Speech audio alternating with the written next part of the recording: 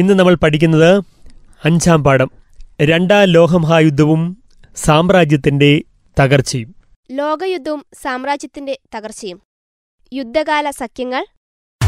Italy, Germany, Japan ചേർന്ന് രൂപീകൃതമായ അച്ചുതണ്ട്. Britain, France, China ചേർന്ന് സഖ്യകക്ഷികളായി. ഇറ്റലി, ജർമ്മനി, ജപ്പാൻ ചേർന്ന് രൂപീകൃതമായ അച്ചുതണ്ട്. ബ്രിട്ടൻ, ഫ്രാൻസ്, ചൈന ചേർന്ന് സഖ്യകക്ഷികളായി. നെൽസൺ മണ്ടേല, ദക്ഷിണാഫ്രിക്ക. അപ്പാർത്തൈഡിന് എതിരെ ഉയർത്തിയ ശബ്ദം ലോകം കേട്ടു. 94-ൽ മണ്ടേല അങ്ങനെ ആഫ്രിക്കൻ നേതാവായി. വർണ്ണവിവേചനം ലോകത്ത് നിന്ന് തുടച്ചു നീക്കാനായി 28 വർഷം അങ്ങനെ തടവറയിലായി. ലോക ജനത ഒന്നിച്ചണിയായി ശബ്ദമുയർത്തി. മണ്ടേല അങ്ങനെ ആഫ്രിക്കൻ ദേശീയ പ്രസിഡന്റായി. 93-ൽ നോബൽ നൽകി ലോകം സ്നേഹിച്ചു. ഓർമ്മകൾ ചെപ്പിൽ വെച്ച് കടന്നുപോയി. അപ്പാർത്തൈഡിന് എതിരെ ഉയർത്തിയ ശബ്ദം ലോകം കേട്ടു.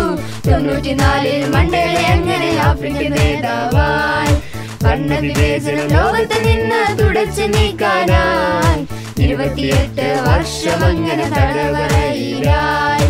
ലോക ജനത ഒന്നിച്ചണിയായി ശബ്ദമുയർത്തി. മണ്ടേല അങ്ങനെ ആഫ്രിക്കൻ ദേശീയ പ്രസിഡന്റായി. 93-ൽ നോബൽ നൽകി ലോകം സ്നേഹിച്ചു.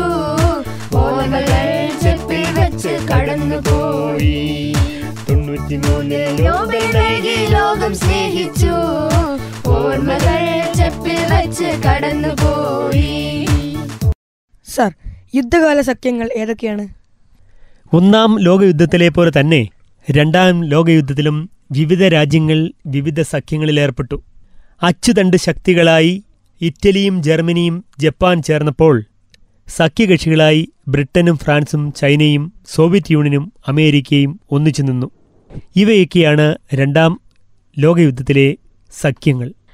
റഷ്യൻ വിപ്ലവം. കുലാക്കുകൾ തകർത്തെറിഞ്ഞു പാവം കർഷകനെ, സാർ ചക്രവർത്തിമാരും കൂടെ കൂടി ചൂഷണം പൂർത്തിയാക്കി. ലെനിനായി, സ്റ്റാലിനായി, സോഷ്യൽ പാർട്ടിയായി, സോവിയറ്റ് യൂണിയനായി. റഷ്യ സോവിയറ്റ് യൂണിയനായി. കുലാക്കുകൾ തകർത്തെറിഞ്ഞു പാവം കർഷകനെ, സാർ ചക്രവർത്തിമാരും കൂടെ കൂടി ചൂഷണം പൂർത്തിയാക്കി. ലെനിനായി, സ്റ്റാലിനായി, സോഷ്യൽ പാർട്ടിയായി, സോവിയറ്റ് യൂണിയനായി.